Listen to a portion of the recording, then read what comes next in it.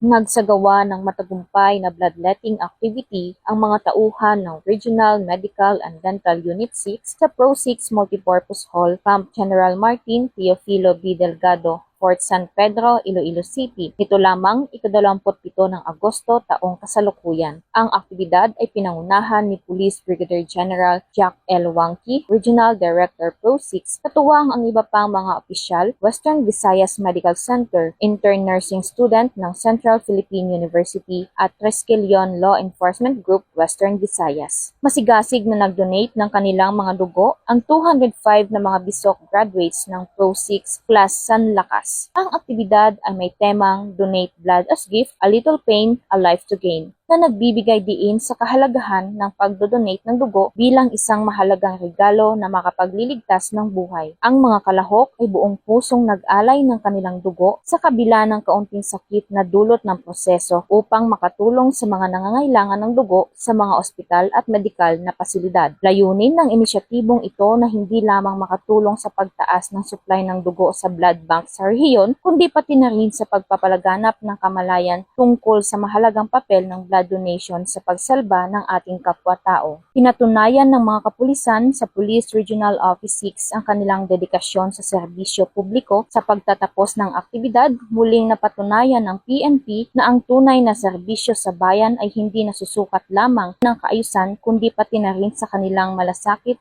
sa kalusugan at kapakanan ng mamamayan. Ang hakbang na ito ng RMDU 6 at Pro 6 kasama ang iba't ibang ahensya ng gobyerno at support groups ay isang malinaw na patunay sa konting kurot ng pag-aalay ng kanilang dugo, merong buhay sila na maisasalba. Mula dito sa Police Regional Office 6, ako ang inyong PNN correspondent, Patrolwoman Glidel Astrologo, alagad ng batas, tagataguyod ng Balitang Pulis.